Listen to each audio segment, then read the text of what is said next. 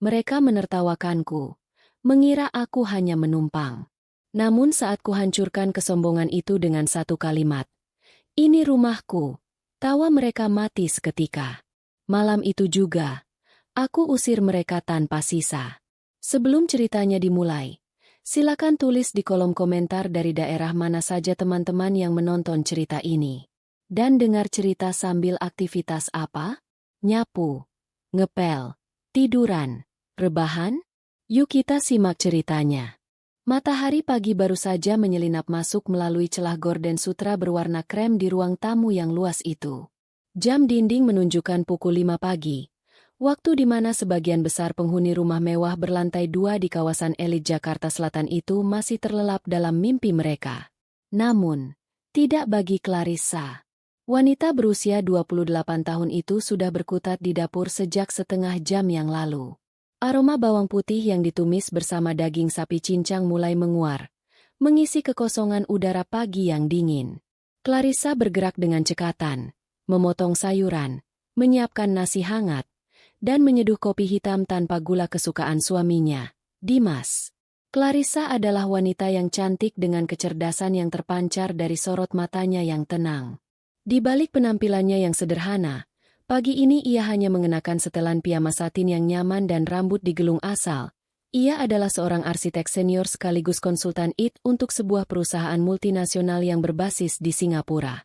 Ia bekerja secara remote atau jarak jauh, yang memungkinkannya menghasilkan pendapatan ribuan dolar tanpa harus keluar rumah setiap hari mengenakan seragam kantor. Namun, fakta inilah yang justru menjadi bumerang baginya di mata keluarga suaminya. Bagi mereka, wanita yang berada di rumah seharian adalah wanita yang tidak bekerja, tidak produktif, dan hanya menghabiskan uang suami. Sekitar pukul 7 pagi, keheningan di dapur pecah oleh suara langkah kaki yang menyeret malas. Ibu Sari, ibu mertua Clarissa, muncul dengan wajah bantal dan daster batiknya. Tanpa menyapa menantunya yang sedang menata piring di meja makan, wanita parubaya itu langsung duduk dan memijat-mijat kakinya sendiri. "Kopinya mana? Clarissa? Kamu ini lambat sekali." Ibu sudah bangun dari tadi, tenggorokan kering, tidak ada yang melayani. Gerutu Ibu Sari dengan nada ketus. Clarissa menghela napas panjang, berusaha menahan gejolak di dadanya. Ia segera mengambil cangkir teh hangat yang sudah ia siapkan khusus untuk mertuanya. "Ini, Bu, teh melati hangat, gula batu sedikit, seperti biasa." Ibu Sari menyeruput teh itu sedikit, lalu meletakkannya kembali dengan kasar hingga sedikit tumpah. "Kurang panas. Kamu ini niat tidak sih bikin minum buat mertua? Mentang-mentang kamu tidak kerja, di rumah saja santai-santai. Urusan sekecil ini saja tidak becus." Clarissa hanya diam, memilih untuk tidak membantah. Ia tahu, membantah hanya akan memperpanjang drama pagi hari. Tak lama kemudian, Melinda, adik ipar Clarissa, turun dari lantai 2. Penampilannya sangat kontras dengan situasi pagi itu. Melinda sudah rapi dengan pakaian branded, tas tangan yang tersampir di bahu, dan riasan wajah yang tebal.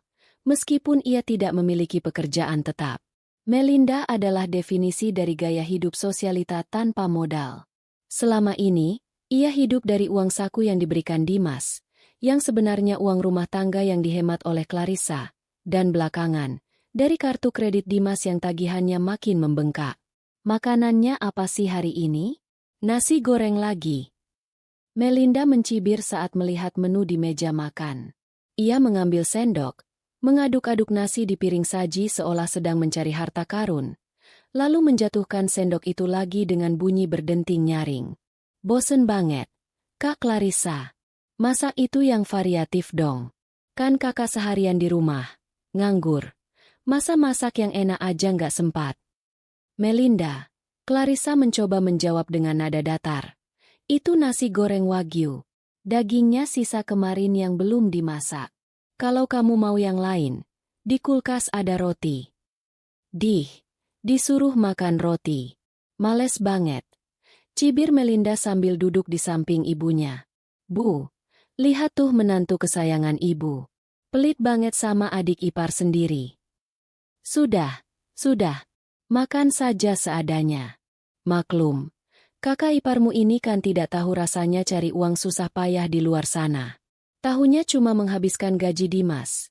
Timpal Ibu Sari sambil melirik sinis ke arah Clarissa yang kini sudah membuka laptopnya di ujung meja makan. Clarissa sedang mengecek email dari kliennya di London ketika sindiran itu meluncur. Ia ingin sekali berteriak bahwa gaji Dimas bahkan tidak cukup untuk membayar tagihan listrik dan perawatan kolam renang rumah ini. Gaji Dimas sebagai staf manajer menengah hanya cukup untuk bensin mobilnya sendiri dan makan siang.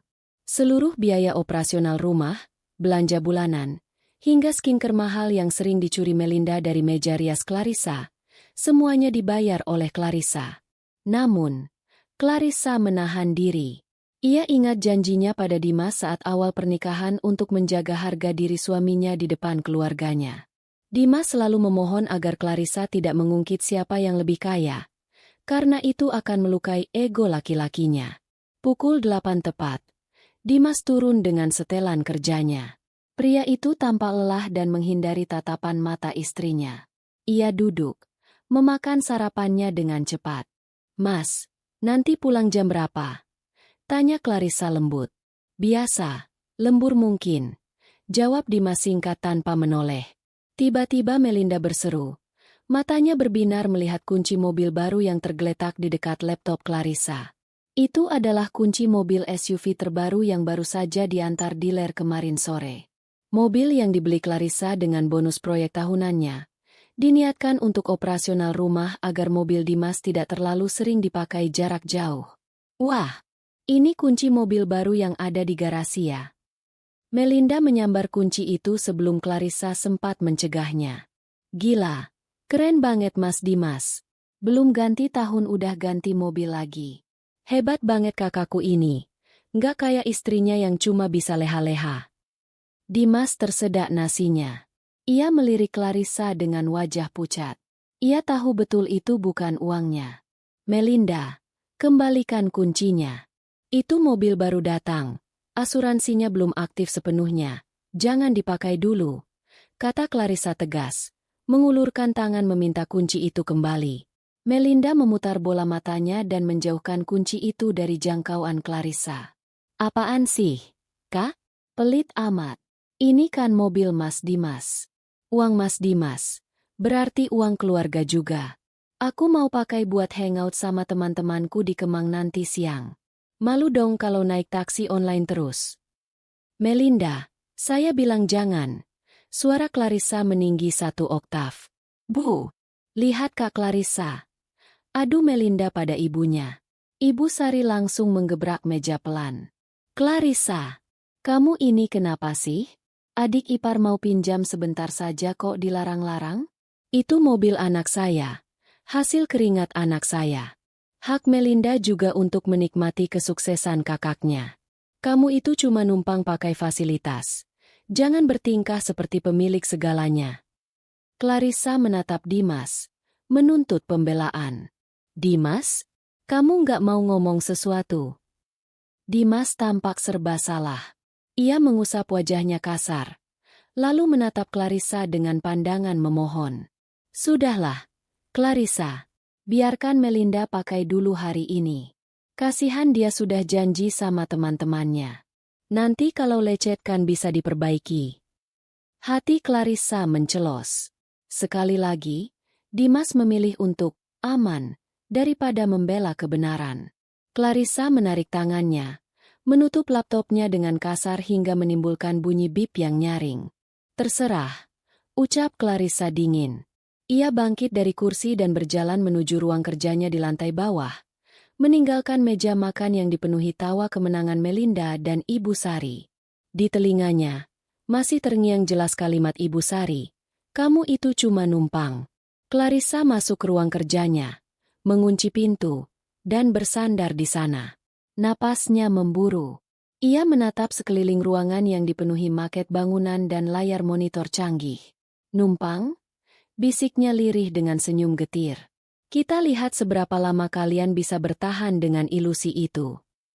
Rumah mewah bergaya minimalis modern itu sebenarnya baru ditempati sekitar setahun yang lalu. Sebelumnya, Clarissa dan Dimas tinggal di apartemen sederhana. Namun, karena karir Clarissa yang melesat tajam dan kebutuhan ruang kerja yang lebih kondusif, Clarissa memutuskan untuk membeli rumah ini secara tunai dari hasil investasinya di pasar saham dan royalti desain. Saat itu, Dimas merasa minder. Ia merasa gagal sebagai kepala keluarga karena tidak mampu menyediakan atap semewah itu. Demi menjaga perasaan suaminya, Clarissa setuju untuk tidak membesar-besarkan fakta kepemilikan rumah kepada siapapun, termasuk keluarga Dimas. Ia membiarkan Ibu Sari dan Melinda berasumsi bahwa keberhasilan pindah rumah ini adalah berkat promosi jabatan Dimas. Promosi yang sebenarnya hanya memberikan kenaikan gaji sebesar 15%. Jauh dari cukup untuk mencicil rumah di kawasan Pondok Indah. Awalnya, Ibu Sari dan Melinda tinggal di kampung halaman. Namun, 3 bulan lalu, dengan alasan kesepian dan ingin merawat Dimas, mereka datang ke Jakarta. Awalnya Clarissa menyambut baik, berpikir bahwa kehadiran mertua bisa menambah kehangatan rumah. Namun, yang terjadi adalah invasi.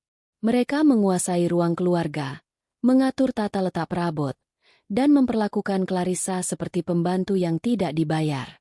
Siang itu, Clarissa sedang melakukan video conference penting dengan klien dari Jerman.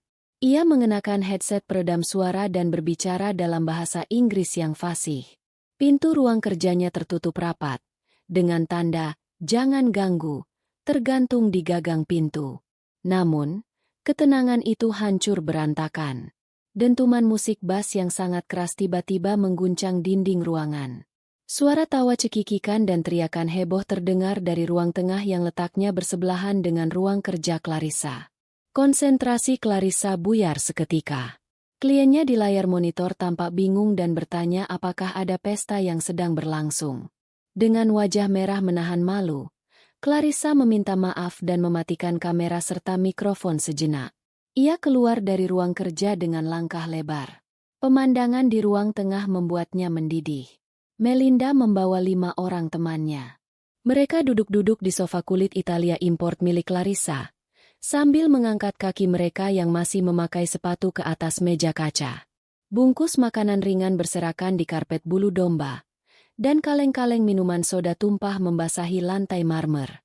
Musik EDM berdentum dari sound system home theater yang volumenya diputar maksimal. "Melinda!" teriak Clarissa, namun suaranya tenggelam oleh musik. Clarissa berjalan menuju panel kontrol dan mencabut kabel listrik sound system tersebut. Keheningan mendadak menyergap ruangan itu, menyisakan suara napas Clarissa yang memburu. Apa-apaan sih lo, Kak? Matiin musik seenaknya," bentak Melinda. Wajahnya merah padam karena malu di depan teman-temannya. "Kalian yang apa-apaan?" balas Clarissa tajam. Matanya menyapu teman-teman Melinda satu persatu, membuat mereka menunduk canggung. "Ini jam kerja. Saya sedang meeting penting di sebelah. Bisa punya etika sedikit tidak? Dan lihat ini. Kaki kalian di atas meja. Sampah di mana-mana. Ini rumah, bukan tempat sampah." Salah satu teman Melinda, seorang wanita berambut pirang, berbisik cukup keras. "Mel, katanya ini rumah kakak lo yang kaya raya itu? Kok ada cewek galak yang ngatur-ngatur? Ini pembantunya apa gimana?" Melinda tertawa sinis, berusaha memulihkan harga dirinya. "Bukan, dia kakak ipar gue. Biasalah, orang desa yang kaget tinggal di rumah gedongan. Suka sensian karena nggak punya kerjaan." Melinda menoleh pada Clarissa dengan tatapan menantang. "Kak, jangan bikin malu gue di depan teman-teman dong. Mas Dimas aja nggak pernah ngelarang gue bawa teman. Lo itu cuma istri, tugas lo melayani suami dan keluarganya, bukan jadi satpam di sini." Tiba-tiba, Ibu Sari muncul dari arah dapur membawa nampan berisi sirup. Melihat situasi tegang, ia langsung meletakkan nampan dan berkacak pinggang. "Ada apa ini ribut-ribut? Clarissa, kamu membentak adikmu." "Bu, mereka berisik sekali. Saya sedang kerja," bela Clarissa. "Kerja? Kerja apa? Main laptop dibilang kerja?" cibir Ibu Sari. Melinda ini jarang-jarang ketemu temannya. Biarkan mereka senang-senang. Kamu kalau terganggu, ya masuk kamar sana, tutup kuping. Jangan malah ngusir tamu. Tidak sopan. Ingat ya Clarissa, kamu di sini itu menumpang di rumah anak saya. Jangan banyak atur tuan rumah. Kalimat itu lagi. Menumpang. Clarissa merasakan tangannya gemetar menahan amarah yang sudah diubun-ubun. Rasanya ingin sekali ia mengambil sertifikat rumah dari brankas saat itu juga dan melemparkannya ke wajah mereka. Tapi ia melihat jam. Kliennya menunggu. Profesionalitasnya sebagai arsitek dipertaruhkan. Bersihkan semua ini sebelum Dimas pulang. Atau saya yang akan buang semua barang-barang kalian ke tempat sampah. Ancam Clarissa dingin, lalu berbalik kembali ke ruang kerjanya dan membanting pintu. Malam harinya, suasana di kamar tidur utama terasa mencekam. Dimas baru saja pulang dan sedang melepas dasinya ketika Clarissa duduk di tepi ranjang, menatap suaminya lekat-lekat. Dimas, kita perlu bicara, ucap Clarissa. Dimas menghela napas, terlihat sangat lelah. Cah, aku capek banget hari ini. Kantor lagi hektik. Bisa nggak kita nggak usah ribut dulu? Aku nggak ngajak ribut. Aku minta solusi. Suara Clarissa bergetar. Ibu dan Melinda makin keterlaluan. Hari ini Melinda bawa teman-temannya. Bikin pesta di jam kerja aku. Ngotorin karpet mahal. Dan ibu malah marahin aku. Mereka bilang aku cuma numpang. Dimas, mereka bilang ini rumah kamu. Sampai kapan kamu mau membiarkan mereka menghina aku di rumahku sendiri? Dimas duduk di samping Clarissa, mencoba meraih tangan istrinya, tapi Clarissa menepisnya. Cah, sabar dong. Bujuk Dimas dengan nada memelas yang selalu ia gunakan. Mereka itu orang tua, orang kampung. Mereka nggak ngerti konsep kerja remote kayak kamu. Mereka pikir kerja itu ya pergi pagi pulang sore kayak aku. Wajar kalau mereka salah paham. Salah paham itu diluruskan. Dimas, bukan dipelihara. Sergah Clarissa. Kenapa kamu nggak pernah bilang kalau rumah ini aku yang beli? Kenapa kamu diam aja waktu mereka merendahkan aku? Dimas menunduk. Egonya tersentil. Ya masa aku harus bilang? Bu, Dimas ini suami nggak guna. Rumah ini punya istri? Kamu mau aku dipermalukan di depan ibuku sendiri? Kamu kan tahu ibu bangga banget sama aku. Biarin ajalah mereka anggap ini rumahku. Biar ibu senang di masa tuanya. Lagian, harta suami istri kan harta bersama. Apa bedanya? Clarissa menatap suaminya dengan tatapan tak percaya. Bedanya adalah harga diri aku yang diinjak-injak setiap hari. Dimas, kamu mengorbankan perasaan istrimu demi ego kamu dan kebahagiaan semu ibumu. Asal kamu tahu, kesabaranku ada batasnya. Kalau mereka berulah lagi, aku nggak akan diam lagi. Dimas hanya memijat pelipisnya. Tampak frustrasi namun tidak berniat mengambil tindakan tegas. Iya, nanti aku bilangin pelan-pelan ke Melinda. Udah ya, aku mau mandi. Dimas beranjak pergi ke kamar mandi, meninggalkan Clarissa yang terpaku di tepi ranjang. Malam itu, Clarissa menyadari satu hal yang menyakitkan. Ia sendirian dalam pernikahan ini. Dimas bukan pelindungnya, melainkan fasilitator bagi para penindasnya. Dan saat kesadaran itu muncul, air mata Clarissa mengering. Ia tidak lagi merasa sedih, melainkan mulai menyusun strategi. Jika Dimas tidak bisa menjadi imam yang tegas, maka Clarissa yang akan menjadi ratu yang kejam di istananya sendiri. Suasana di rumah mewah itu semakin hari semakin menyesakkan bagi Clarissa.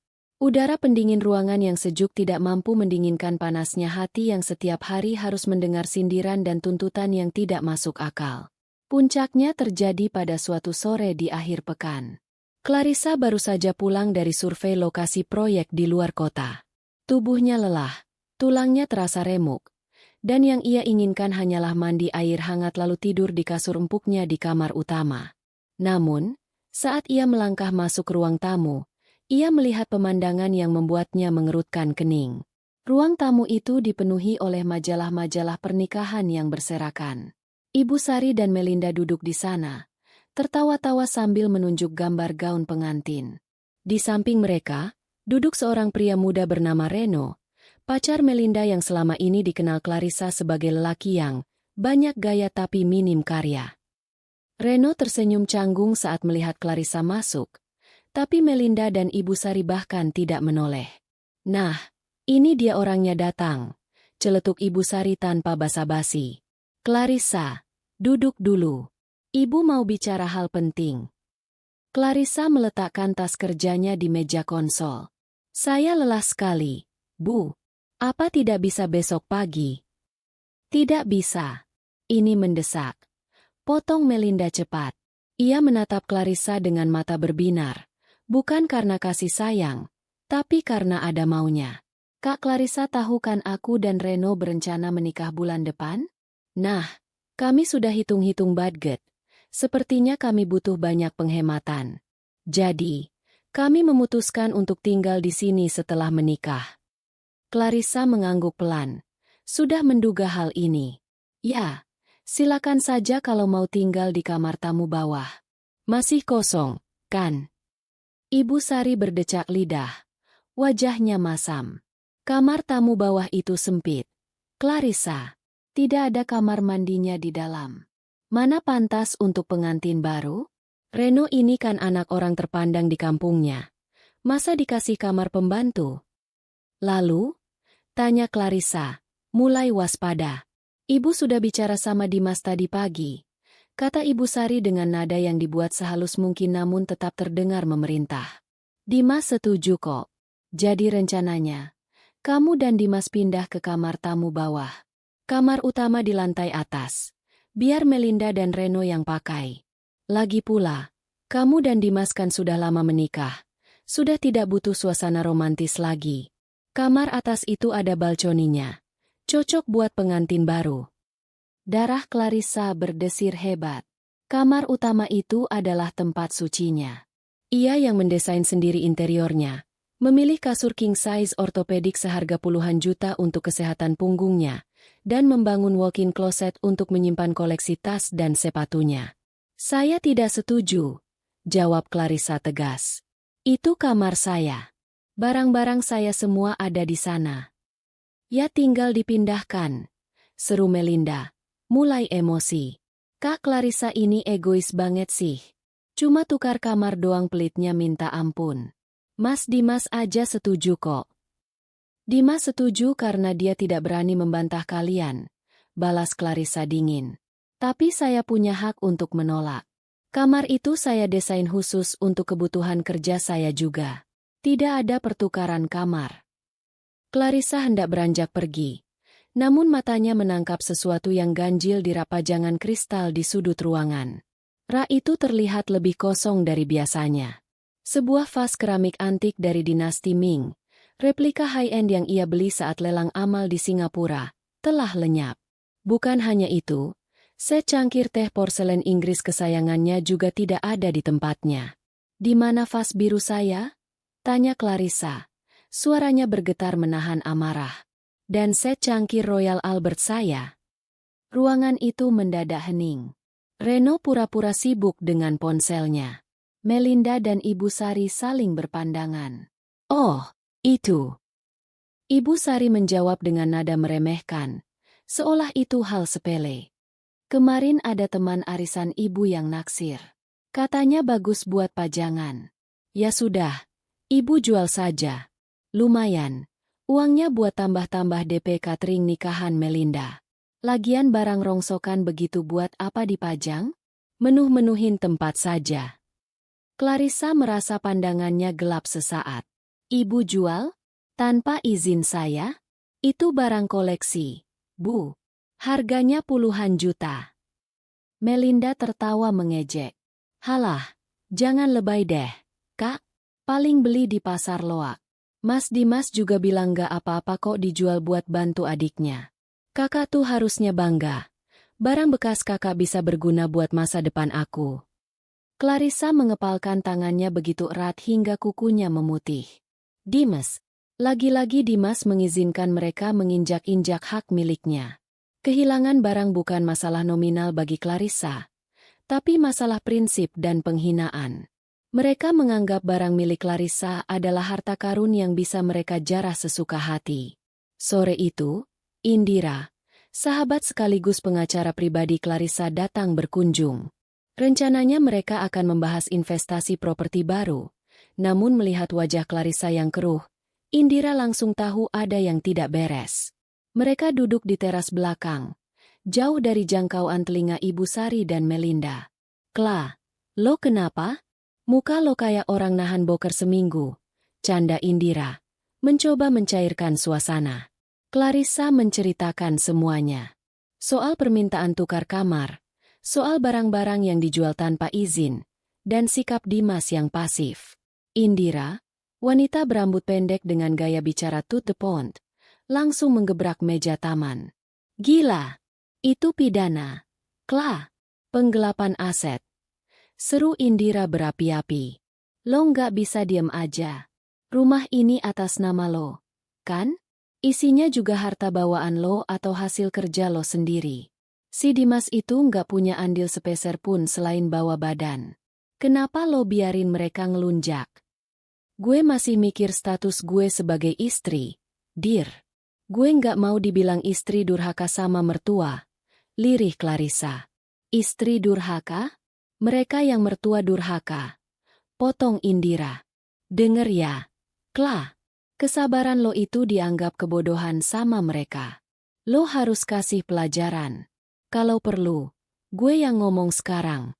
Gue kasih somasi mereka semua." Indira sudah hendak berdiri untuk melabrak masuk, namun Clarissa menahan lengannya. Mata Clarissa yang tadi sayu kini berubah tajam. Ada kilatan dingin di sana. "Jangan sekarang, Dir," kata Clarissa pelan namun penuh penekanan. "Kalau lo labrak sekarang, mereka cuma bakal playing victim. Mereka bakal nangis-nangis ke tetangga bilang gue menantu kejam yang nyewa pengacara buat intimidasi mertua. Gue mau main cantik." "Terus lo mau gimana?" tanya Indira gemas. "Gue butuh lo siapin berkas-berkas." Clarissa tersenyum tipis, senyum yang tidak sampai ke mata. "Siapin semua bukti kepemilikan aset gue. Rumah, mobil, rekening. Dan gue mau lo cek riwayat kartu kredit Dimas yang gue add-on buat dia. Gue curiga limitnya jebol bukan karena kebutuhan rumah tangga." "Oke, itu gampang. Terus, kita tunggu momen yang pas. Minggu depan Melinda ulang tahun, kan? Mereka pasti minta makan malam mewah. Di situ, gue bakal kasih kado terindah yang gak akan pernah mereka lupa." Clarissa masuk kembali ke dalam rumah dengan langkah yang lebih ringan. Ia melihat Melinda sedang sibuk menelpon wedding organizer, berteriak-teriak memesan dekorasi termahal dengan asumsi bahwa kakak ipar yang akan menanggungnya. Clarissa hanya berlalu menuju ruang kerjanya. Ia membuka brankas tersembunyi di balik lukisan dinding, mengeluarkan map hijau tebal berisi sertifikat hak milik, SHM, rumah itu. Ia mengelus sampul map itu perlahan. "Nikmatilah selagi bisa," gumam Clarissa. "Karena waktu kalian tinggal sedikit." Seminggu kemudian, hari yang ditunggu-tunggu tiba. Malam itu adalah hari ulang tahun Melinda yang ke-25. Sesuai prediksi Clarissa, Melinda menuntut perayaan makan malam mewah di rumah. Ia mengundang Reno dan orang tua Reno untuk datang, dengan niat pamer kemewahan rumah kakaknya sekaligus membicarakan tanggal pernikahan. Meja makan panjang dari kayu jati solid itu telah ditata dengan apik. Clarissa memesan catering premium, bukan karena ia ingin memanjakan Melinda, tapi karena ini adalah perjamuan terakhir. Ada steak wagyu, lobster bakar, dan anggur mahal. Ibu Sari tampak berseri-seri, mengenakan perhiasan emas yang berlebihan. Melinda memakai gaun baru yang ia beli menggunakan kartu kredit Dimas, yang notabene tagihannya dibayar Clarissa. Dimas duduk di ujung meja sebagai kepala keluarga, tampak gagah namun matanya terus menghindari tatapan Clarissa. Orang tua Reno, Pak Broto dan Bu Broto, tampak kagum melihat kemewahan rumah itu. "Wah, Jeng Sari, hebat sekali anak Jeng Sari ini," puji Bu Broto sambil menyapu pandangan ke sekeliling ruang makan yang dihiasi lampu kristal. Rumahnya besar, megah. Sukses ya nak Dimas ini. Pasti gajinya besar sekali. Ibu Sari tertawa lebar. Konsultan. Arsitek kok di rumah terus? Cibir Ibu Sari. Sudahlah Clarissa. Akui saja kalau kamu itu memang santai kerjanya. Jangan malu-maluin suami di depan besan. Suasana mulai tidak enak. Reno mencoba mengalihkan pembicaraan ke rencana pernikahan. Jadi begini, Bu Sari, Mas Dimas. Rencananya kami mau pakai konsep outdoor di taman belakang rumah ini. Kan luas tuh. Terus cateringnya minta yang kayak malam ini ya. Beres. Seru Melinda antusias. Mas Dimas pasti bayarin. Kan Mas? Hitung-hitung hadiah buat adik kesayangan. Dimas terlihat berkeringat dingin. Ia melirik Clarissa, berharap istrinya akan mengangguk seperti biasa. Tapi wajah Clarissa datar, sedingin es. Melinda yang merasa di atas angin, menatap Clarissa dengan senyum sinis yang penuh kemenangan. Ia merasa inilah saatnya menegaskan posisinya sebagai ratu baru di rumah itu, menyingkirkan pengaruh Clarissa. Melinda mengangkat gelas anggurnya, menatap Clarissa lekat-lekat, lalu melontarkan kalimat yang sudah ia simpan sejak lama. Kak Clarissa, panggil Melinda dengan nada manja yang dibuat-buat. Jangan cemberut gitu dong. Harusnya kakak bersyukur punya suami kayak Mas Dimas yang bisa menghidupi kakak sepenuhnya. Kasian deh, umur segini masih numpang di rumah orang tua. Maksudnya, numpang di rumah suami dan mertua. Nggak punya apa-apa sendiri. Kalimat itu meluncur mulus, menusuk tepat di jantung harga diri. Ibu Sari tertawa puas. Suara tawanya menggema di ruang makan. Hahaha, benar itu Melinda. Biar Clarissa sadar diri. Sudah bagus ditampung di sini, dikasih makan enak, masih saja suka ngatur-ngatur. Dimas hanya diam, menunduk memotong dagingnya, tidak berani membela. Orang tua Reno ikut tersenyum canggung, menikmati drama keluarga orang kaya itu. Clarissa tidak marah. Ia tidak menangis. Sebaliknya, sebuah senyum tipis terbit di bibirnya. Senyum yang membuat bulu kuduk Dimas tiba-tiba meremang. Clarissa mengambil serbet, menyeka mulutnya dengan anggun, lalu berdiri. Ia berjalan menuju meja konsol di belakangnya, mengambil sebuah map hijau tebal yang sudah ia siapkan, dan kembali ke meja makan. Ia melemparkan map itu ke tengah meja. Brak!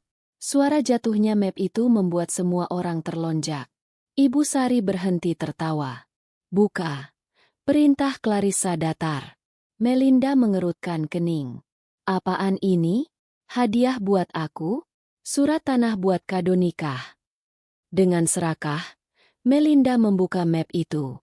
Namun, senyum di wajahnya luntur seketika saat membaca baris pertama di dokumen paling atas. Matanya membelalak. Wajahnya pucat pasi seperti mayat. Ini. Melinda tergagap. Clarissa menatap tajam ke mata Ibu Sari, lalu beralih ke Melinda, dan terakhir ke Dimas. Itu sertifikat hak milik rumah ini. Suara Clarissa tenang namun menghunus. Bacalah nama yang tertulis di sana. Bukan Dimas Anggara, tapi Clarissa Andini. Clarissa mencondongkan tubuhnya ke depan, menumpuk kedua tangannya di meja, menatap mertuanya yang kini ternganga. Ini rumah saya, ucap Clarissa tegas. Setiap kata ditekan dengan penuh kuasa. Saya yang beli tahun lalu pakai uang hasil kerja keras saya sendiri. Bukan uang Dimas. Bukan uang keluarga kalian. Clarissa menunjuk Dimas yang kini gemetar di kursinya. Gaji anak ibu bahkan tidak cukup untuk membayar pajak tahunan rumah ini. Selama ini saya diam karena saya menghargai suami saya. Tapi malam ini, kalian sudah melampaui batas. Clarissa menegakkan tubuhnya, menatap sekeliling meja makan yang mendadak hening. Senyap, bahkan suara denting sendok pun tak terdengar. Orang tua Reno tampak bingung dan malu luar biasa. Melinda, panggil Clarissa. Melinda menatapnya dengan ketakutan. Kamu bilang saya numpang? Salah besar. Kamulah parasit di rumah ini. Dan kamu, Ibu Sari, yang selalu merendahkan saya. Clarissa menarik napas panjang, lalu menjatuhkan bom terakhirnya. Dan kalian saya kasih waktu seminggu untuk keluar dari rumah saya. Apa? Pekik Ibu Sari. Akhirnya menemukan suaranya kembali. Ia berdiri. Wajahnya merah padam karena marah dan malu. Kamu mengusir mertuamu sendiri? Dimas, istrimu sudah gila. Dia mengusir ibumu. Lakukan sesuatu. Semua mata tertuju pada Dimas. Lelaki itu tampak hancur. Ia tidak bisa menyangkal fakta hukum yang ada di atas meja. Bu! Cicit Dimas lemah. Memang rumah ini punya Clarissa. Aku nggak punya apa-apa. Pengakuan itu menghancurkan kebanggaan Ibu Sari seketika. Ia terduduk lemas di kursinya. Tidak mungkin. Desis Melinda. Jadi selama ini mobil, fasilitas, belanja. Semua uang saya, potong Clarissa. Dan mulai detik ini, keran uang itu saya tutup. Clarissa menatap mereka dengan tatapan final. Sebenarnya saya ingin memberi waktu seminggu. Tapi melihat reaksi ibu yang mau merobek sertifikat itu. Clarissa melihat tangan Ibu Sari yang gemetar hendak meraih map itu dengan tatapan beringas. Clarissa dengan sigap menyambar map itu kembali. Rencana berubah, kata Clarissa dingin. Matanya berkilat marah. Malam ini juga saya usir kalian semua. Clarissa mengeluarkan ponselnya, menekan panggilan cepat. Pak Satpam, tolong bawa Regu ke rumah saya sekarang. Ada orang asing yang membuat keributan dan harus dikeluarkan. Sekarang. Ia menutup telepon dan menatap keluarga suaminya yang kini tampak seperti tikus yang terpojok. Kemas barang kalian. Kalian punya waktu 30 menit sebelum Satpam menyeret kalian keluar. Keheningan yang sempat mencekam di ruang makan itu pecah berkeping-keping dalam hitungan detik. Teriakan histeris Ibu Sari menggema, memantul di dinding-dinding marmer yang dingin, menciptakan kakofoni penderitaan yang memekakan telinga. Wajah wanita parubaya itu bukan lagi memancarkan arogansi seorang mertua yang berkuasa, melainkan kepanikan murni dari seseorang yang baru saja kehilangan pijakan di atas bumi. Kamu gila, Clarissa. Kamu benar-benar gila. Jerit Ibu Sari sambil menuding wajah menantunya dengan jari telunjuk yang gemetar hebat. Napasnya tersengal-sengal. Matanya melotot seakan hendak keluar dari rongganya. Ini rumah anakku. Ini rumah Dimas. Kamu tidak berhak mengusir kami. Dimas, bicara. Jangan diam saja seperti patung. Istrimu sudah kesurupan setan. Dimas, yang duduk di ujung meja dengan wajah pucat pasi seperti kain kafan, hanya mampu menundukkan kepalanya semakin dalam. Keringat dingin mengalir deras di pelipisnya. Ia tidak berani menatap ibunya, apalagi menatap Clarissa. Rasa malu dan ketidakberdayaan menghimpit dadanya hingga sesak. Fakta bahwa ia selama ini berlindung di balik ketiak istrinya secara finansial kini telanjang di depan semua orang. Di sisi lain meja, tamu kehormatan mereka, Pak Broto dan Bu Broto, berdiri dengan wajah masam. Mereka saling berpandangan, menyadari bahwa mereka telah terjebak dalam drama keluarga yang sangat memalukan. Pak Broto berdeham keras, memecah fokus teriakan Ibu Sari. Maaf, Bu Sari, Nak Dimas. Ucap Pak Broto dengan nada dingin dan penuh penekanan. Ia merapikan jasnya, seolah ingin membersihkan diri dari debu kehinaan rumah itu. Sepertinya kami datang di waktu yang sangat salah. Dan melihat situasi ini, rasanya pembicaraan mengenai pernikahan Reno dan Melinda tidak bisa dilanjutkan. Melinda yang sejak tadi mematung karena syok, tiba-tiba tersentak. Ia berlari menghampiri Reno, mencengkeram lengan kemeja pacarnya dengan putus asa. Reno, sayang, tunggu. Ini cuma salah paham. Kak Clarissa cuma lagi emosi. Jangan pergi. Ren, kita kan mau bahas tanggal nikah. Reno menepis tangan Melinda dengan kasar. Wajah tampan yang biasanya tersenyum manis itu kini dipenuhi rasa jijik. Salah paham apanya? Mel? Kamu bilang kakak kamu yang numpang. Ternyata kamu yang benalu di sini. Kamu bohong soal semuanya. Soal rumah, soal mobil, soal status sosial keluarga kamu. Aku nggak bisa nikah sama penipu. Reno, aku bisa jelasin. Melinda menangis. Air matanya melunturkan maskara tebalnya, membuat wajahnya tampak mengerikan. Ayo, Bu, yah, kita pulang. Nggak ada gunanya di sini. Ajak Reno tanpa menoleh lagi pada Melinda. Mereka bertiga melangkah cepat keluar dari ruang makan, meninggalkan Melinda yang terduduk lemas di lantai, menangis meraung-raung meratapi nasibnya yang hancur dalam sekejap mata. Namun, Clarissa tidak memberinya waktu untuk bersedih. Waktu terus berjalan, dan tekadnya sudah bulat. Tepat saat pintu depan tertutup di belakang keluarga Reno, bel pintu berbunyi. 2 orang petugas keamanan berseragam safari biru tua masuk dengan langkah tegap. Itu adalah Pak Asep, kepala keamanan komplek, dan anggotanya. Clarissa memang sudah mengirim pesan darurat beberapa menit sebelum ia melempar map sertifikat itu. Malam, Bu Clarissa. Ada masalah apa, Bu? Tanya Pak Asep sopan namun siaga. Matanya menyapu kekacauan di ruang makan. Clarissa berdiri tegak. Postur tubuhnya memancarkan aura dominasi yang tak terbantahkan. Pak Asep, tolong bantu saya. Ada 3 orang asing di rumah ini yang menolak pergi. Saya ingin mereka dikeluarkan dari properti saya malam ini juga. Sekarang. Siap, Bu. Jawab Pak Asep tegas. Ia menatap Ibu Sari, Dimas, dan Melinda. Maaf, Bapak, Ibu. Pemilik rumah sudah meminta. Mohon kooperatif untuk meninggalkan tempat ini demi ketertiban lingkungan. Kurang ajar, bentak Ibu Sari pada satpam itu. Ia menyambar gelas berisi air putih dan menyiramkannya ke arah Pak Asep, meski meleset. Kamu satpam rendahan berani ngusir saya? Saya ibunya pemilik rumah ini. Clarissa melangkah maju. Suaranya sedingin es kutub. Sertifikat rumah ini atas nama saya, Bu. Secara hukum, kalau Ibu tidak keluar dalam 10 menit, saya bisa tuntut Ibu atas pasal penyerobotan lahan dan perbuatan tidak menyenangkan. Pak Asep, tolong awasi mereka packing. Saya tidak mau ada satupun barang milik saya, sekecil peniti pun, yang terbawa. Kata-kata, packing, itu menyadarkan mereka bahwa ini nyata. Ini bukan ancaman kosong. Dimas akhirnya berdiri. Kakinya goyah. Ia menatap Clarissa dengan mata berkaca-kaca. Cak, apa harus begini? Malam ini sudah larut. Kemana kami harus pergi? Kasihan ibu, Cak. Clarissa menatap suaminya dengan tatapan kosong, seolah menatap orang asing. Kasihan? Di mana rasa kasihan kamu waktu ibumu bilang aku cuma numpang?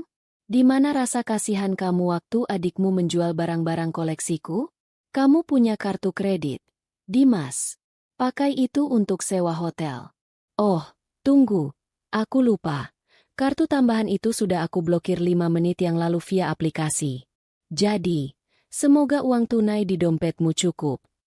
Dimas ternganga. Ia merogoh saku celananya, memeriksa dompetnya yang tipis. Ia baru sadar betapa ia sangat bergantung pada akses keuangan Clarissa selama ini. Di bawah pengawasan ketat satpam, mereka digiring ke kamar masing-masing untuk mengemas barang. Suasana di lantai 2 menjadi sangat kacau. Melinda melempar-lempar bajunya ke dalam koper dengan kasar sambil terus memaki-maki nama Clarissa. Ia mencoba menyelipkan tas tangan Louis Vuitton milik Clarissa ke dalam kopernya. Tapi Pak Asep yang jeli langsung menegur. Maaf, Mbak. Itu tas ada di daftar inventaris yang disebut Bu Clarissa tadi. Tolong ditaruh kembali. Tegur Pak Asep tegas. Ini punya gue. Gue pernah pakai ini. Teriak Melinda histeris. Clarissa yang berdiri di ambang pintu bersedekap dada. Kamu cuma meminjam paksa. Melinda, kembalikan. Atau saya lapor polisi sebagai pencurian. Dengan geram, Melinda membanting tas mahal itu ke lantai. Ambil tuh tas busuk lo. Dasar pelit. Nanti juga gue bisa beli yang lebih bagus. Sementara itu, di kamar tamu yang ditempati Ibu Sari, wanita tua itu menangis sesenggukan sambil memasukkan daster-dasternya ke dalam tas kain besar. Ia merasa terhina. Seumur hidupnya, ia selalu dihormati di kampungnya karena anaknya bekerja di Jakarta. Sekarang, ia diusir tadi. 3 koper besar dan beberapa tas jinjing diseret keluar dari pintu utama yang megah itu. Tetangga kanan-kiri yang mendengar keributan mulai keluar dari rumah mereka, mengintip dari balik pagar. Mereka berbisik-bisik melihat Ibu Sari yang berjalan tertatih-tatih, Melinda yang masih sesenggukan dengan makeup luntur, dan Dimas yang menunduk dalam-dalam menyembunyikan wajahnya.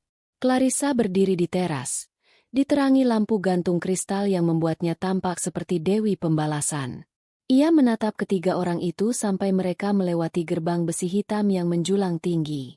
Pak Asep menutup gerbang itu dengan bunyi klang yang berat dan final. Suara kunci gembok yang diputar terdengar sangat memuaskan di telinga Clarissa. Dari balik gerbang, Dimas mencoba memegang jeruji besi, menatap istrinya. "Cak, aku suami kamu." Clarissa menatapnya dari kejauhan, lalu berbalik badan tanpa mengucapkan sepatah kata pun. Ia melangkah masuk ke dalam istananya, menutup pintu utama yang terbuat dari kayu jati tebal itu, dan menguncinya rapat-rapat. Suara klik kunci itu adalah suara kebebasan baginya. Di dalam rumah yang mendadak hening itu, Clarissa bersandar di pintu, menarik napas panjang, dan untuk pertama kalinya dalam 2 tahun, ia merasa udara di rumah itu benar-benar miliknya. Angin malam Jakarta menusuk tulang, membawa serta debu jalanan dan kebisingan kota yang tak pernah tidur. Namun bagi Dimas, Ibu Sari, dan Melinda, dinginnya malam ini terasa berkali-kali lipat lebih menyakitkan. Mereka berdiri di trotoar di luar komplek perumahan elit itu, dikelilingi oleh koper-koper yang menumpuk tak beraturan. Lampu jalan yang remang-remang menyoroti wajah-wajah mereka yang menyedihkan. Tidak ada lagi sofa empuk, tidak ada lagi pendingin ruangan, dan tidak ada lagi atap mewah yang menaungi kepala mereka. "Jadi, kita mau kemana sekarang?" Suara Melinda memecah keheningan, terdengar parau dan cengeng. Ia memeluk lengannya sendiri, menggigil kedinginan dengan gaun pesta tanpa lengan yang kini tampak konyol di pinggir jalan. Dimas menghela napas panjang. Asap tipis keluar dari mulutnya. Ia mengeluarkan ponselnya, membuka aplikasi pemesanan hotel. Jari-jarinya gemetar saat melihat harga-harga kamar hotel di sekitar kawasan Pondok Indah. "Cari yang bintang 5, Mas. Aku nggak mau tidur di tempat kotor," rengek Melinda, masih belum sadar sepenuhnya akan situasi mereka. "Diam kamu," bentak Dimas tiba-tiba, membuat Melinda dan Ibu Sari terlonjak kaget. Ini pertama kalinya Dimas membentak adik kesayangannya. "Bintang 5? Pakai apa bayarnya?" "Daun? Kartu kreditku sudah diblokir Clarissa. Rekening tabunganku isinya cuma sisa 3 juta untuk sebulan. Kamu pikir cukup buat sewa hotel mewah?" Ibu Sari menatap anaknya dengan tatapan tak percaya. "Apa? 3 juta? Kamu ini manajer. Dimas, masa uangmu cuma segitu? Kemana gajimu selama ini?" Dimas tertawa getir, tawa yang terdengar putus asa. "Kemana? Ke gaya hidup ibu dan Melinda. Ke tas-tas branded Melinda, ke arisan-arisan sosialita ibu, ke makanan mewah yang kalian minta setiap hari. Selama ini Clarissa yang nanggung biaya hidup kita, Bu. Gaji Dimas habis buat bayar cicilan utang gaya hidup kalian yang gak ada habisnya." Keheningan yang menyakitkan menyelimuti mereka. Kenyataan itu menampar Ibu Sari dengan keras. Ia baru sadar bahwa selama ini ia berdiri di atas pilar yang rapuh, pilar yang ditopang oleh menantu yang ia hina. "Sudah, jangan ribut di pinggir jalan. Malu dilihat orang lewat," kata Ibu Sari akhirnya, suaranya melemah. "Cari saja penginapan yang murah. Yang penting bisa tidur." Dimas memesan taksi online. Ketika mobil itu datang, sebuah mobil MPV tua yang bau rokok, Melinda menutup hidungnya dengan jijik. "Ih, bau banget. Mas, nggak ada yang premium. Naik atau tidur di aspal?" Sergah Dimas sambil mengangkat koper ibunya ke bagasi. Mereka akhirnya menemukan sebuah hotel melati di pinggiran Jakarta Selatan, jauh dari kemewahan yang biasa mereka nikmati. Bangunan hotel itu tampak kusam, Ke temboknya mengelupas, dan pelang neon namanya berkedip-kedip seakan mau mati. Saat check-in, resepsionis yang berwajah jutek menatap penampilan mereka yang aneh. Pakaian pesta mewah tapi wajah kusut dan membawa koper banyak, dengan pandangan curiga. KTP-nya mana? Deposit 300.000. Kata resepsionis itu ketus sambil mengunyah permen karet. Dimas menyerahkan KTP dan uang tunai terakhir di dompetnya dengan tangan gemetar. Ia menyewa 1 kamar dengan 2 tempat tidur single untuk bertiga. Karena menyewa 2 kamar akan menghabiskan anggaran mereka terlalu cepat. Ketika pintu kamar nomor 204 dibuka, bau apek langsung menyeruak. Karpet lantainya lembab dan bernoda. Sprei kasurnya berwarna putih kekuningan. Dan suara bising kendaraan dari jalan raya terdengar jelas karena jendela yang tidak kedap suara. Aku nggak bisa tidur di sini, jerit Melinda, melempar tasnya ke kasur yang keras. Ini tempat apa, kandang ayam? Ibu, aku mau pulang. Aku mau ke kamarku yang dulu. Ibu Sari duduk di tepi kasur yang berdecit, memijat kepalanya yang terasa mau pecah. Pulang kemana? Rumah itu sudah dikunci Clarissa. Dasar menantu durhaka. Tidak tahu diuntung. Lihat saja nanti. Ibu akan lapor ke Pak RT di kampung kalau dia menelantarkan mertua. Lapor saja, Bu. Sahut Dimas yang kini duduk di lantai, bersandar di dinding dengan tatapan kosong. Lapor saja. Biar semua orang tahu kalau ibu diusir karena menghina pemilik rumah. Clarissa punya bukti sertifikat. Bu. Kita yang salah. Kita yang gak sadar diri. Kamu belain dia? Teriak Ibu Sari, bangkit dan memukul bahu Dimas. Anak tidak berguna. Istri satu saja tidak bisa dikendalikan. Kalau kamu laki-laki sejati, kamu harusnya tampar dia tadi, rebut sertifikatnya. Bukan malah diam saja kayak kerupuk kena air. Pertengkaran itu meledak di kamar sempit yang pengap itu. Saling menyalahkan, saling memaki, mengungkit dosa-dosa masa lalu. Suara mereka bersahutan dengan suara klakson truk di luar. Malam itu adalah malam terpanjang bagi mereka. Tidak ada yang bisa tidur nyenyak. Melinda menangis sampai matanya bengkak. Ibu Sari terus menggerutu menyumpahi Clarissa. Dan Dimas hanya diam menatap langit-langit kamar yang berjamur, merenungi kehancuran hidupnya. Pagi harinya, sinar matahari masuk melalui jendela yang kotor tanpa gorden yang layak.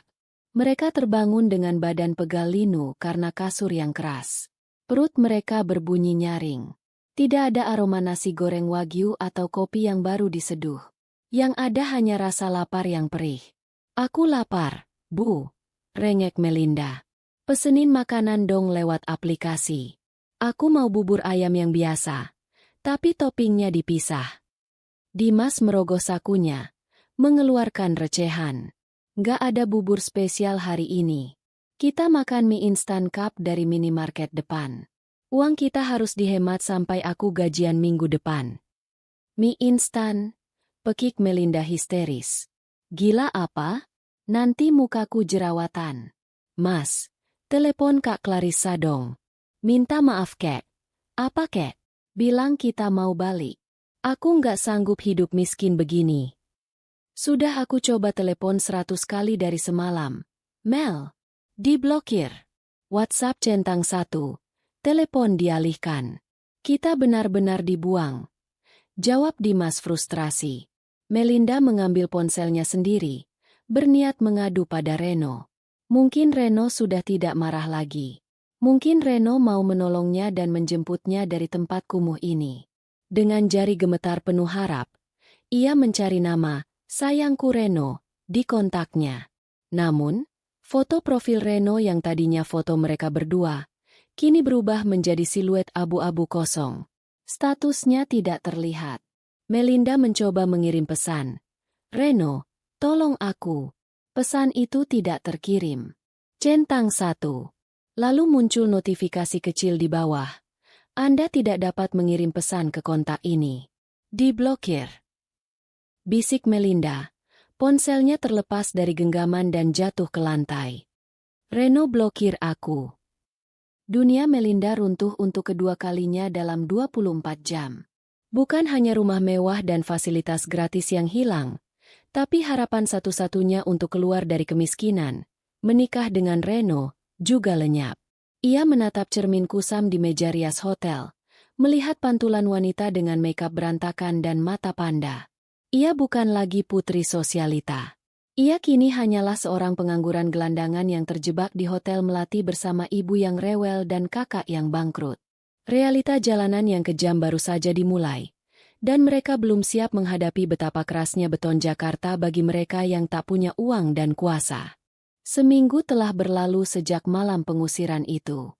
Seminggu yang terasa bagaikan seabad bagi Dimas, Ibu Sari, dan Melinda.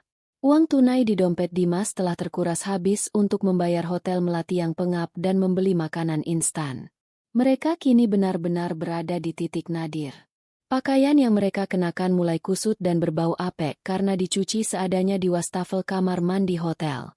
Wajah-wajah yang dulu angkuh dan dipoles skincare mahal, kini tampak berminyak, kusam, dan dipenuhi guratan kelelahan serta keputusasaan. Sore itu, langit Jakarta tampak mendung, seolah turut merasakan kegelapan yang menyelimuti nasib mereka. Dengan sisa uang terakhir untuk ongkos taksi online, mereka memutuskan untuk kembali ke rumah Clarissa.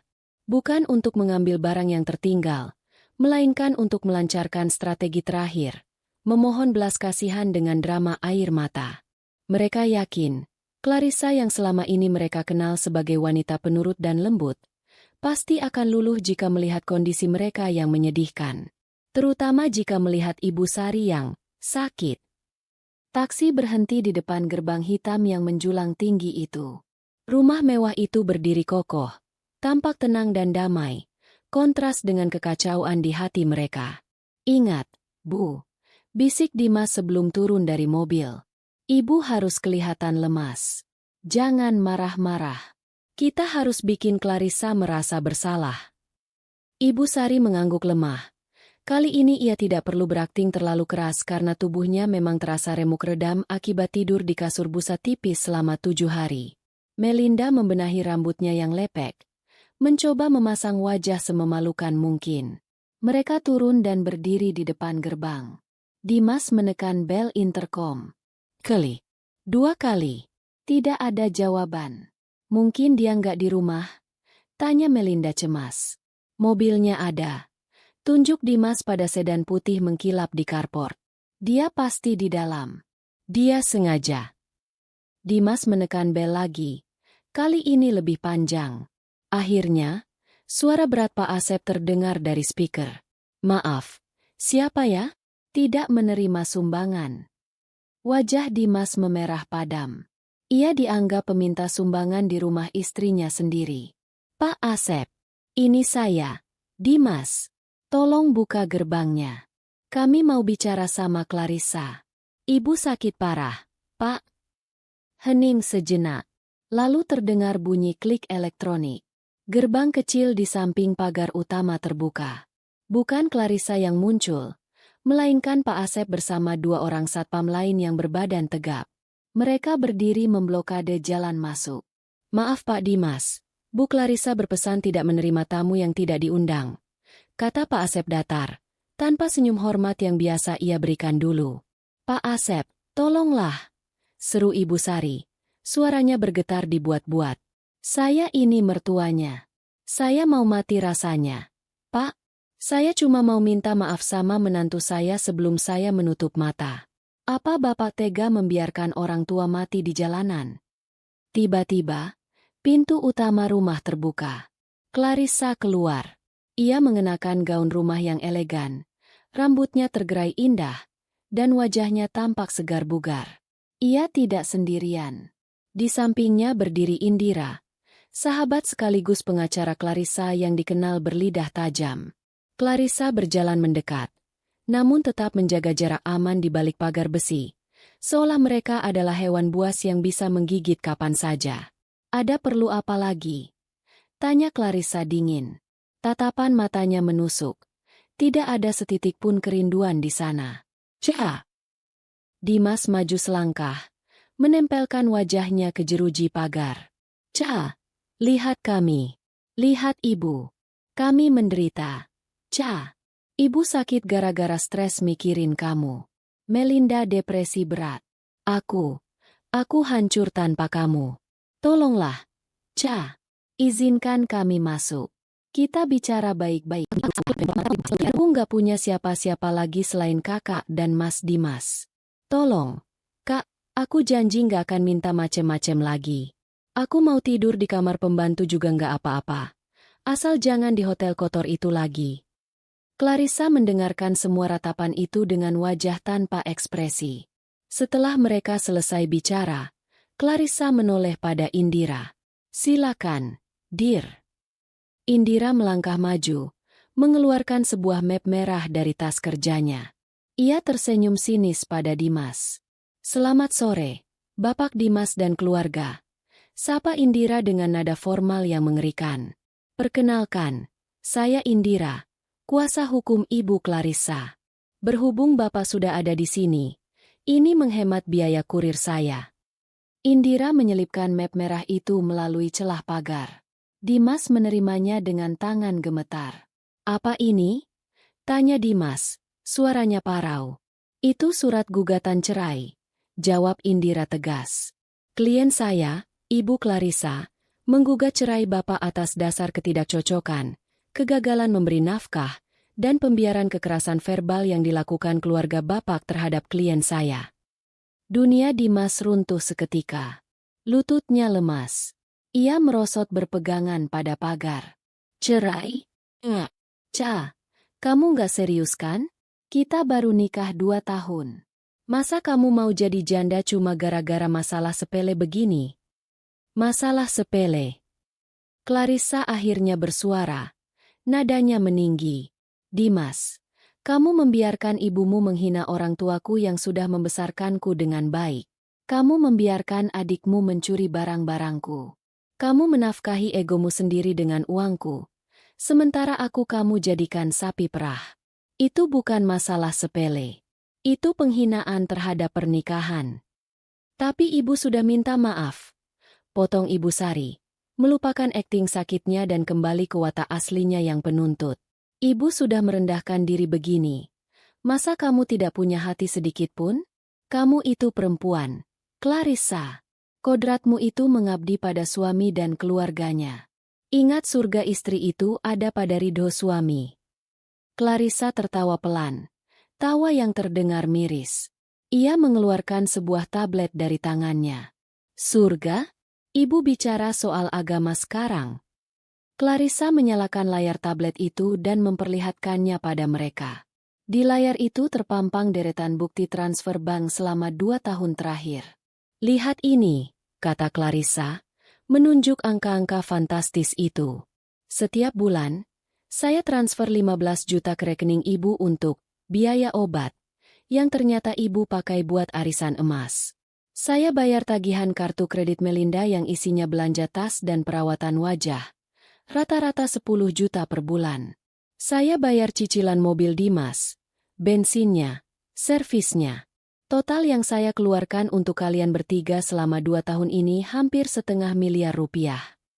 Clarissa menatap mata mertuanya lekat-lekat. Saya sudah membeli surga. Saya dengan kesabaran dan uang saya selama ini. Tapi kalian tidak pernah puas. Kalian seperti tong sampah yang tidak ada dasarnya. Berapapun yang saya kasih, tidak akan pernah cukup. Jadi, jangan bicara soal pengabdian. Pengabdian saya sudah lunas dibayar tunai, dan kembaliannya adalah penghinaan kalian. Suasana hening mencekam.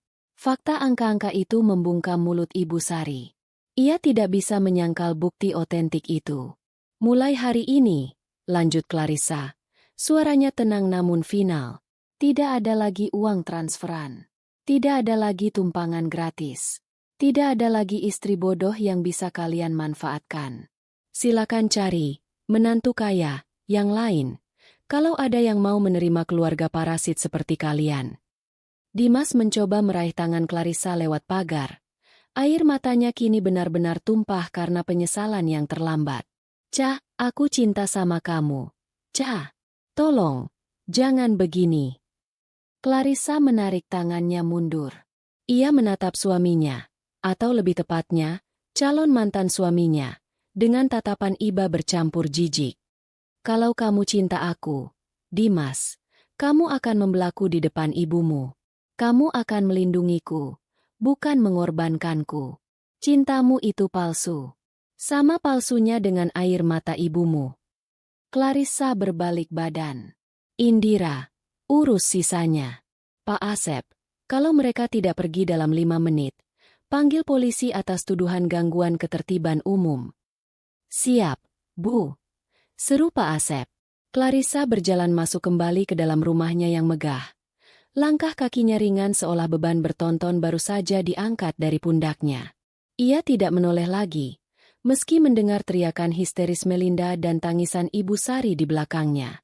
Pintu utama tertutup rapat, memisahkan masa lalu yang kelam dari masa depan yang cerah. Di luar pagar, Dimas terduduk di aspal, memeluk map merah gugatan cerai itu di dadanya. Langit Jakarta akhirnya menumpahkan hujan deras, menyamarkan air mata mereka, namun tidak bisa menghapus rasa malu dan penyesalan yang akan menghantui mereka seumur hidup.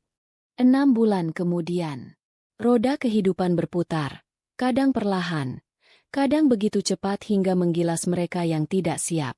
Bagi keluarga Ibu Sari, roda itu telah melindas mereka hingga rata dengan tanah. Di sebuah sudut fucur pusat perbelanjaan yang ramai di Jakarta Timur, seorang wanita muda dengan seragam pelayan berwarna oranye tampak sibuk membersihkan meja kotor bekas pelanggan. Itu adalah Melinda. Wajahnya tidak lagi dipoles makeup tebal, rambutnya diikat satu ala kadarnya, dan tangannya yang dulu halus kini tampak kasar karena sering terkena sabun cuci piring. "Woi, Mbak, ini mejanya masih lengket. Kerja yang bener dong," bentak seorang pelanggan remaja yang seumuran dengan teman-teman gaul Melinda dulu. "Maaf, Kak, saya bersihkan lagi," jawab Melinda lirih, menundukkan kepalanya dalam-dalam. Ia harus menahan rasa malunya.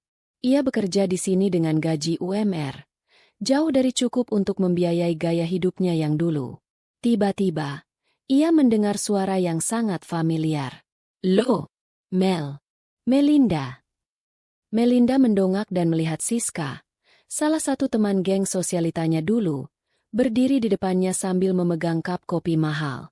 Siska menatap Melinda dari ujung kaki ke ujung kepala dengan tatapan tak percaya yang bercampur geli. "Ya ampun, lo kerja di sini?" Pekik Siska cukup keras, membuat beberapa orang menoleh. "Gue denger gosip lo diusir kakak ipar lo yang kaya itu. Tapi gue nggak nyangka lo jadi tukang lap meja begini. Sumpah, turun kasta banget sih, Mel." Wajah Melinda terasa panas seperti ditampar. Ia ingin lari, tapi ia butuh pekerjaan ini. "Siska, tolong jangan berisik. Gue lagi kerja." Oke, good luck ya." Minta tisu dong, tumpah nih." Siska tertawa kecil sambil berlalu bersama teman-temannya, meninggalkan Melinda yang menggigit bibir menahan tangis. Di balik etalase kaca, ia melihat bayangannya sendiri, menyedihkan, sendirian, dan kalah. Ia teringat betapa dulu ia menghina Clarissa yang bekerja di rumah. Kini, ia sadar betapa sulitnya mencari uang 1.000 perak pun. Sementara itu, di sebuah kontrakan petak sempit di gang sempit daerah pinggiran, suasana tak kalah suramnya. Ruangan itu panas dan pengap. Hanya ada satu kipas angin kecil yang berputar berisik. Ibu Sari terbaring di kasur tipis, batuk-batuk kering. Wajahnya yang dulu segar kini keriput dan pucat. Stres dan depresi telah menggerogoti kesehatannya lebih cepat daripada usia. Dimas duduk di lantai, menyantap nasi bungkus dengan lauk tempe orek. Ia baru saja pulang dari kerjanya sebagai ojek online. Setelah dipecat dari kantornya karena performa kerja yang anjlok drastis akibat masalah rumah tangga dan depresi, Dimas kesulitan mencari pekerjaan manajer lagi. Reputasinya hancur, dan ia tidak punya referensi yang baik.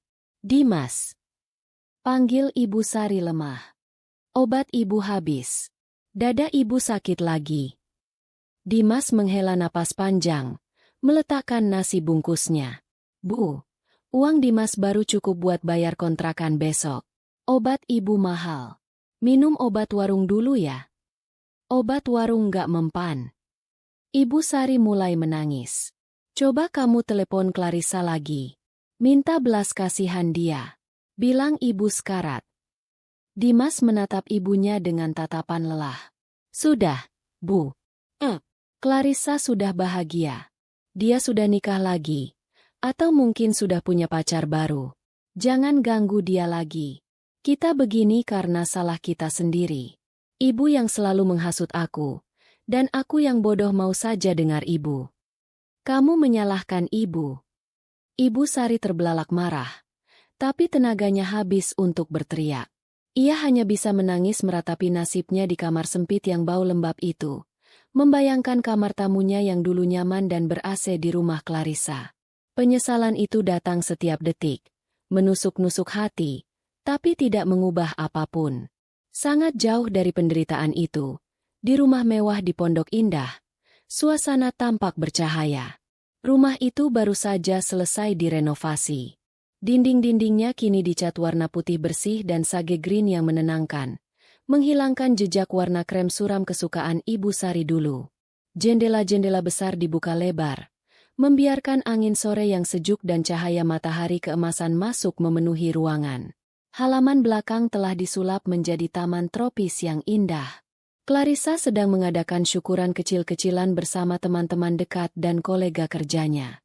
Ada musik jazz lembut mengalun, aroma panggangan barbecue, dan gelak tawa yang tulus. Clarissa tampak memukau dengan gaun kasual berwarna putih. Wajahnya berseri-seri, lebih cantik dan lebih muda daripada 6 bulan lalu. Beban batin yang selama ini menghimpitnya telah hilang sepenuhnya. Rumah lo jadi cozy banget. Klah, gila, beda banget energinya sama pas ada nenek lampir itu. Canda Indira sambil memegang gelas jus jeruk. Clarissa tertawa renyah. Iya, dear. Gue buang semua perabot bekas mereka. Gue mau energi baru. Gue mau rumah ini jadi tempat istirahat gue, bukan medan perang. Seorang pria tegap dan ramah menghampiri mereka, membawakan piring berisi sate untuk Clarissa. Itu adalah Adrian, rekan kerja senior Clarissa di proyek terbarunya. Adrian menatap Clarissa dengan tatapan kagum yang tidak disembunyikan. Makan dulu, Kla. Kamu sibuk terus dari tadi ngurusin tamu, kata Adrian lembut. Makasih, Adrian. Clarissa tersenyum manis.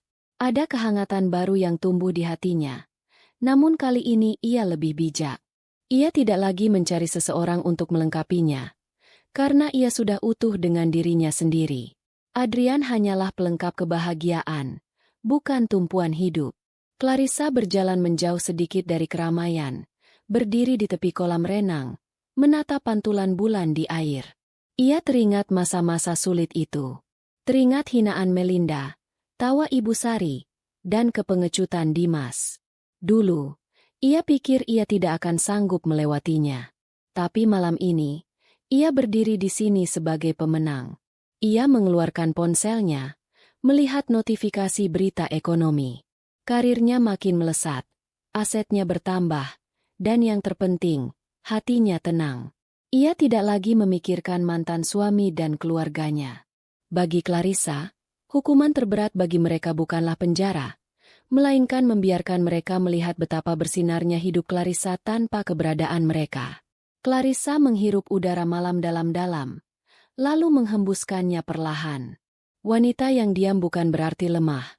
Gumamnya pada diri sendiri, mengulang mantra yang menguatkannya selama ini.